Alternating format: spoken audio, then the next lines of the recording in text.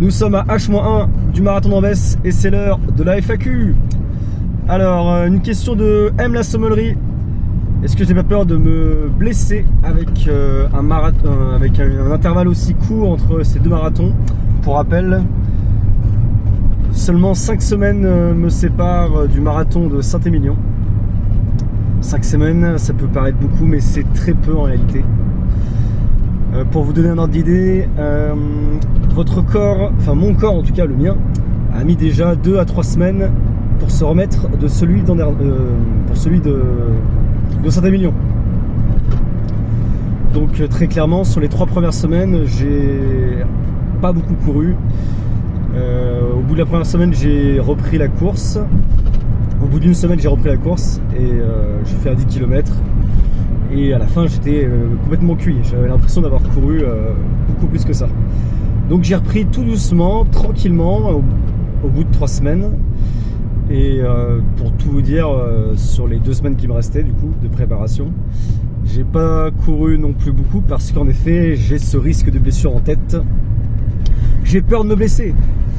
Tout simplement parce que j'ai les ischio-jambiers qui tirent un peu. Dès que j'allais courir à la fin, j'avais les ischios qui tirent. Les ischios, c'est la partie de votre jambe. Bref, je sais pas, laissez tomber. Mais c'est la jambe. J'ai les ischios qui tirent. Et donc, pour éviter la blessure aux ischios, j'ai pas trop couru. Est-ce que ce sera payant? Est-ce qu'au contraire, je ne serai pas assez préparé? C'est ce que nous allons voir dans les heures qui arrivent. Donc voilà pour cette question. Retenez néanmoins quand même que je cours 2 marathons en 5 semaines. Qui fait ça dans votre entourage? Essayez de me dire, essayez de trouver. Les noms que vous allez citer, ce sont des grands noms de coureurs. Voilà. Ensuite, une question de Coralie Fit Challenge.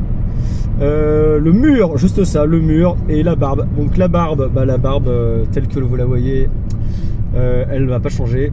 25 balles hein, la barbe, donc tous les mois maximum, tous les mois minimum, parce que c'est un budget.